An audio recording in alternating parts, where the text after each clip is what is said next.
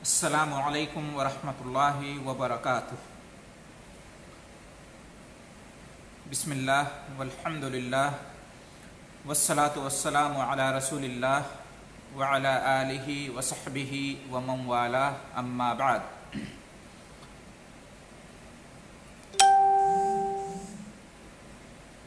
محترم بھائیوں اور عزیز ساتھیوں،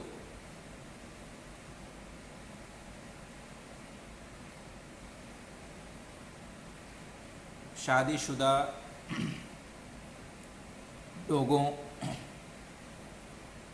اور اسی طریقے سے تمام نوجوان لوگوں کے لیے، گرچہ وہ شادی شدہ نہ ہوں، یہ ایک اہم مسئلہ ہے کہ اگر کپڑے میں منی یا مزی وغیرہ لگ جائے تو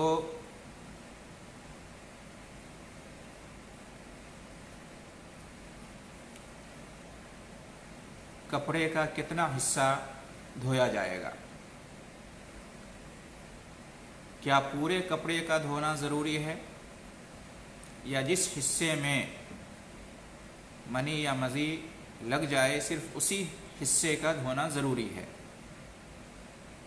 جہاں جہاں کپڑے میں منی یا مزی لگ جائے صرف اسی حصے کا دھونا ضروری ہے یا پورے کپڑے کا دھونا ضروری ہے؟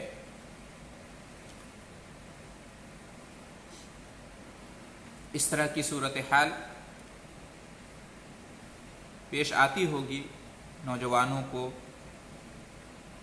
اور خاص طور سے شادی شدہ لوگوں کو۔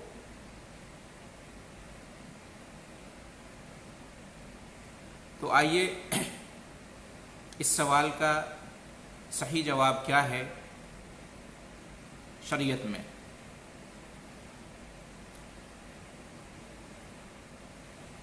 بعض لوگ یہ سمجھتے ہیں کہ پورے کپڑے کا دھونا ضروری ہے، حالانکہ ایسی بات نہیں ہے۔ پورے کپڑے کا دھونا ضروری نہیں ہے، بلکہ کپڑے کے صرف اسی حصے کا دھونا ضروری ہے جس حصے پر منی یا مزی لگ جائے۔ اس کی دلیل کیا ہے؟ سلیمان بن یسار فرماتے ہیں کہ میں نے حضرت عائشہ رضی اللہ عنہا سے پوچھا۔ کیا پوچھا؟ کپڑے میں منی لگ جانے کے بارے میں۔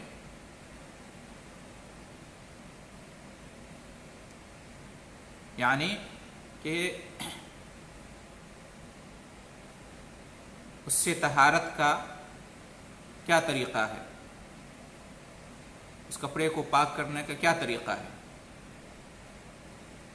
تو کہتے ہیں کہ اس سوال کے جواب میں حضرت عائشہ رضی اللہ عنہا نے فرمایا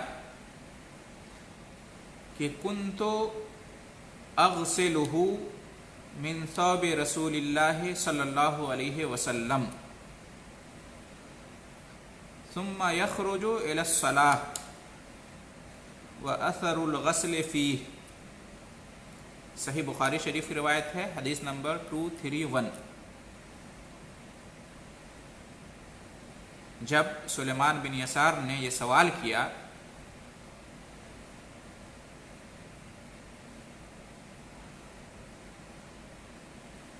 کیا سوال کیا؟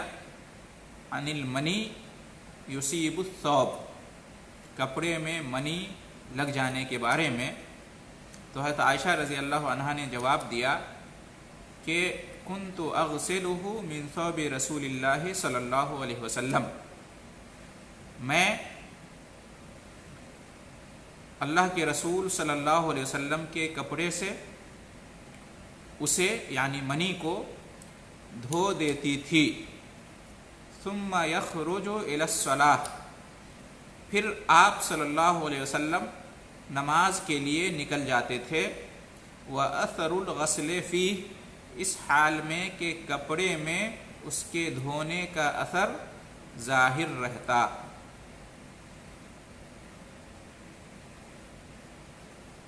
اور معلوم ہے کہ کپڑے میں دھونے کا اثر یا دھبا اسی وقت ظاہر ہوتا ہے جب اس کا کچھ حصہ دھویا جائے اور کچھ نہ دھویا جائے،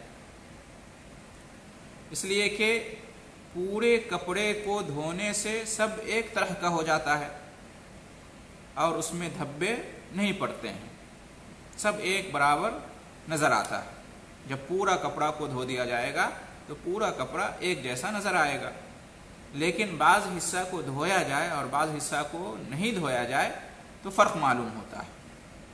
تو وہاں پہ جس جگہ کو دھویا جاتا ہے وہاں پر اثر دھونے کا معلوم ہوتا ہے، نظر آتا ہے۔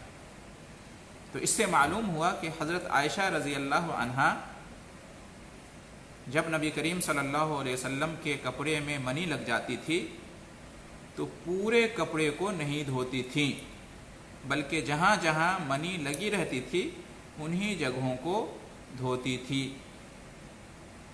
تو اس سے معلوم ہوا کہ اگر کپڑے میں جیسے کہ پینٹ ہے یا پاجامہ ہے یا لنگی ہے یا کسی بھی کپڑے میں منی لگ جائے تو اس کپڑے کو دھونا تو ہے، لیکن ضروری نہیں ہے کہ پورا کپڑا دھویا جائے، بلکہ اتنا کافی ہوگا کہ جس حصے میں منی لگی ہے اس حصے کو دھو دیا جائے، پورا کپڑا دھونا ضروری نہیں ہے۔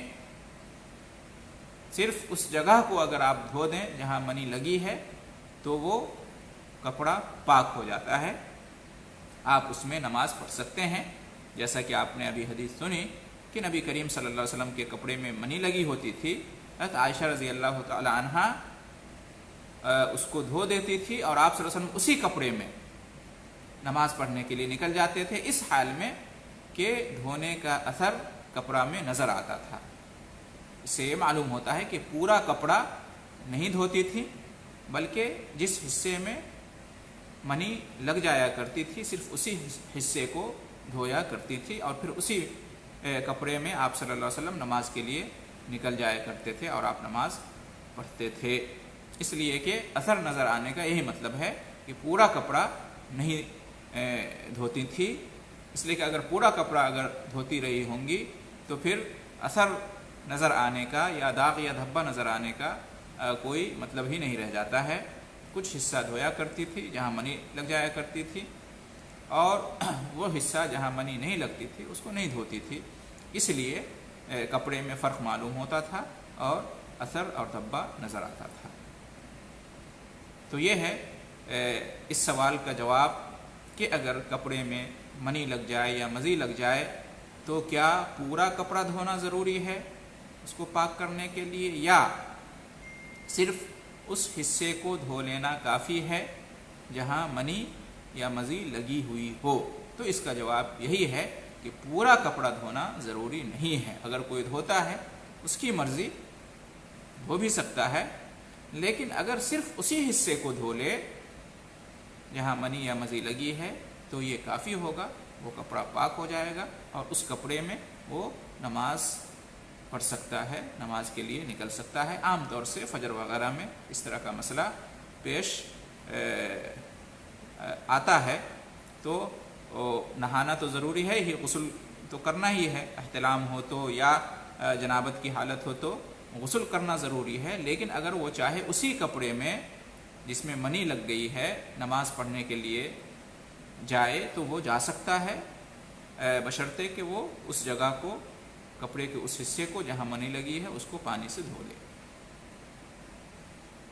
تو امید ہے کہ یہ مسئلہ واضح ہو گیا ہوگا، اور چونکہ اس طرح کی صورتحال اکثر و بیشتر نوجوانوں کو اور خاص طور سے شادی شدہ لوگوں کو پیش آتی رہتی ہے، اس لیے اس مسئلہ کو بیان کرنا مناسب سمجھا گیا۔ ہمیں چاہیے کہ ہم نبی کریم صلی اللہ علیہ وسلم کی سنت سے جو طریقہ ثابت ہے اس طریقے پر ہم عمل کریں، گرچہ وہ طہارت ہی سے تعلق کیوں نہ رکھتا ہو، صفائی ستھرائی سے تعلق کیوں نہ رکھتا ہو، اس لیے کہ دین اسلام کے اندر طہارت بھی اور صفائی ستھرائی بھی مطلوب ہے، اور نماز جیسی عظیم الشان عبادت اسی پر موقوف ہے۔